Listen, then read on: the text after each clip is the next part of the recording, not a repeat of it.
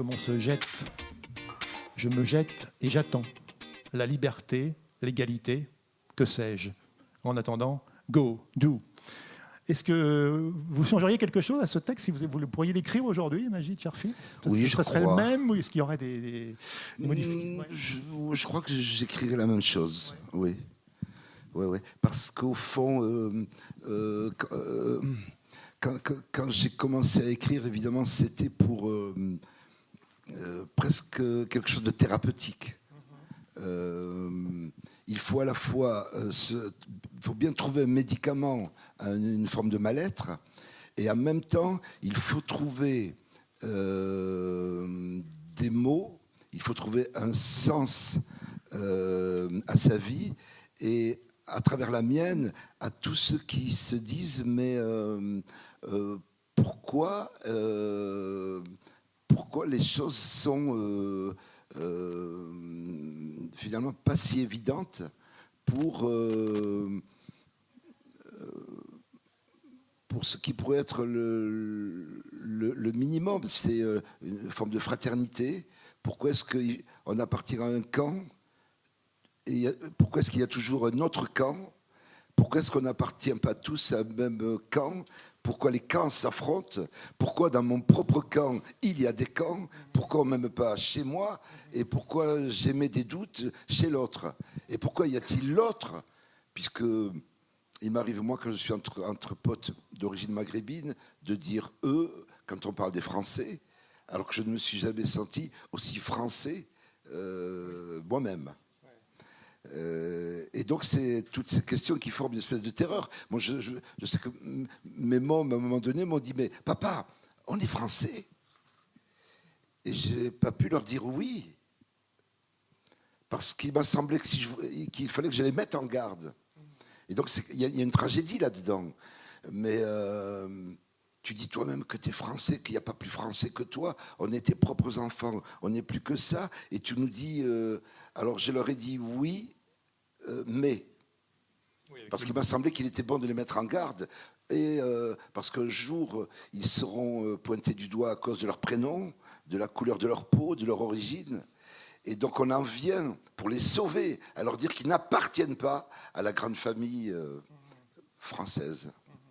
Et justement, le fait de se lancer dans l'écriture, donc avec un premier texte publié chez Actes Sud, comme un éditeur prestigieux, est-ce que vous aviez l'impression de plus pouvoir en dire? Vous parliez de thérapie, un petit peu comme un médicament. Est-ce que le fait d'écrire, de coucher ça c'est des récits, on peut les qualifier comme ça, ce sont des courts textes, des nouvelles, des récits qui prennent de l'ampleur, comme je l'ai dit. Est-ce que le fait d'écrire, vous pensiez que vous pouviez peut-être plus en dire? En tout cas, vous laissez une trace aussi. Il y a quelque chose de l'ordre de la même travail sur la mémoire également. Oui. Voilà. C'est deux choses. C'est à la fois thérapeutique dans le sens où comment éprouver un bien-être en écrivant, et en même temps, il va falloir raconter une histoire. Il va falloir raconter aux Français une histoire de Français qui ne seront pas inscrits dans l'histoire de France.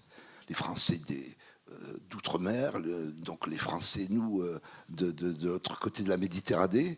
Et je me suis dit, c'est marrant parce que il y a notre histoire, celle de nos grands-parents, beaucoup qui ont combattu pour la France, qui ont disparu ou pas existé dans l'histoire de France, nos parents qui ont bâti la France, nous-mêmes avec notre histoire de jeunes issus de l'immigration, de seconde génération, ayant fait la marche des beurs. Cette marche des beurs a totalement disparu de l'histoire.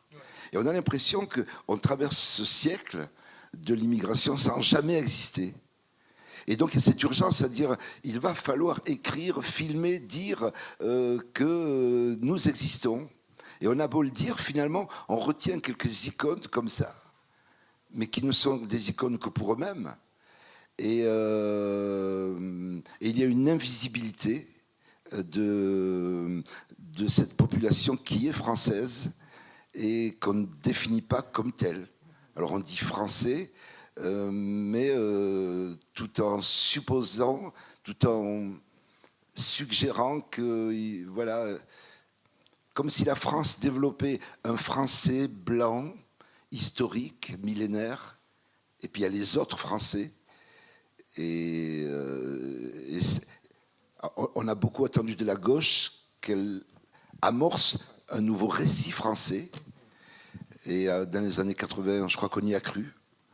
On s'est dit, là, il va y avoir ce récit français, ce récit cosmopolite qui va se mettre en marche, et ça n'a pas eu lieu.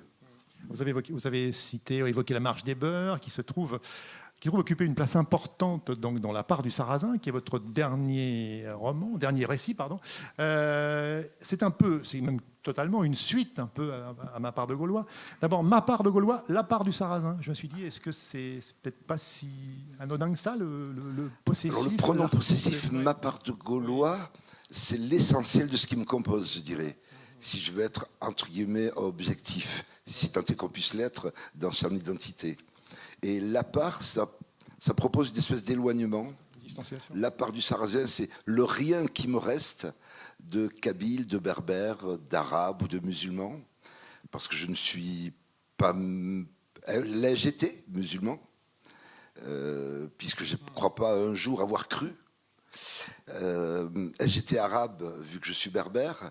Là, j'étais, puisque je n'ai jamais appris, je n'ai pas le souvenir d'avoir parlé kabyle avec ma mère, ou de l'avoir perdu très tôt. Donc il reste des lambeaux, et ces riens me paraissent essentiels. Ils me relient à mes parents. Et donc il y a cette infime part qui est celle du Sarrasin, mais qui est aussi une espèce de... En remettant Sarrasin sur la table, c'est une façon de reprendre une arme et de dire, nous ne sommes pas les Français que vous voulez qu'on devienne. J'attaque d'abord la gauche, qui n'a pas fait son boulot, et puis on en vient évidemment à un certain... je ne retiens plus son prénom. Connard Zemmour.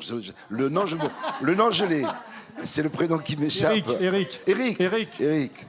Éric Zemmour, qui propose que nous nous appelions François ou Robert. Et j'ai essayé de faire l'expérience du prénom français, donc en fermant les yeux profondément. Et moi, j'ai choisi Guillaume. C'est un conquérant en plus. Oui. Et vous ajoutez, c'est dans la transmission aux nouvelles générations que se bâtira la France métisse. Transmission dans laquelle le métissage de la peau se posera comme une chance, comme une évidence, comme une supériorité de la condition humaine, comme une élévation fraternelle et intellectuelle, comme une force à faire de ce monde un espace de droit et d'amitié. Ce jour-là, l'exemplarité au monde sera sans équivoque et le métissage l'unique issue. Voilà. Est-ce que là encore, c'est issu de la trempe, on est encore dans le même questionnement, enfin, je veux dire. Majid Cherfi. Oui, Vous parlez de la gauche qui vous a déçu au pouvoir, donc je remontais à Michel Rocard. Mais... Oui, Michel Rocard, pour finir avec François Hollande, qui propose la déchéance de la nationalité.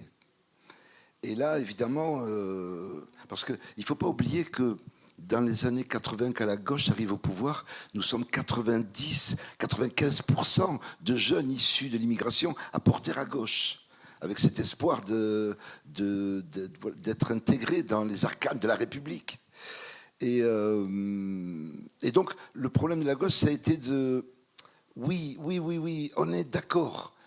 Société métisse, cosmopolite, universelle, le mélange, oui, de ne pas effacer ce qui est les couleurs, l'identité, la religion, faire un français uni.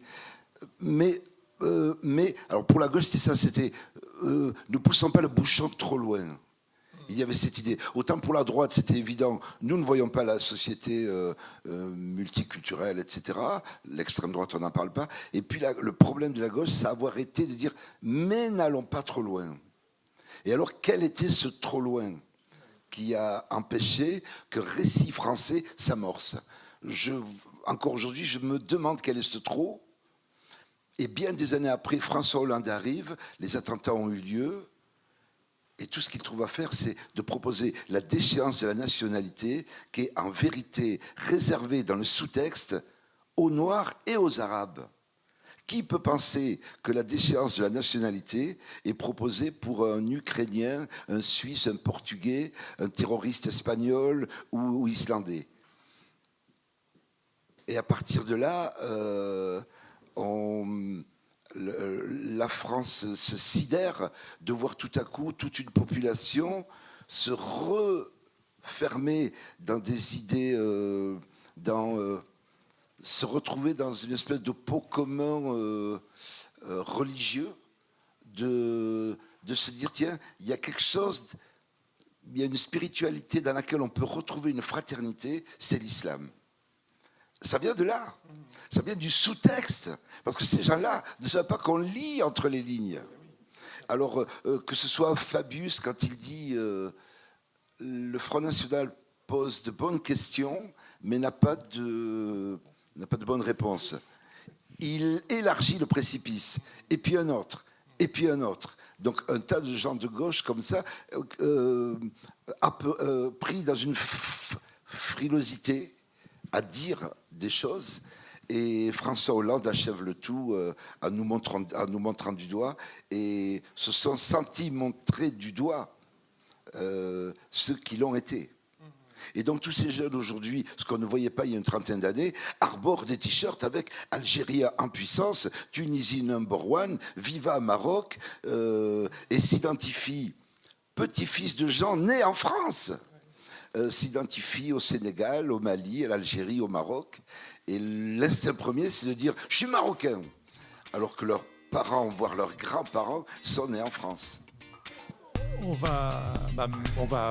tenu quand même d'en rester là. Manon, j'aurais un peu débordé. Merci à toutes et à tous. Merci beaucoup, Majid Cherfi. Oui, merci beaucoup.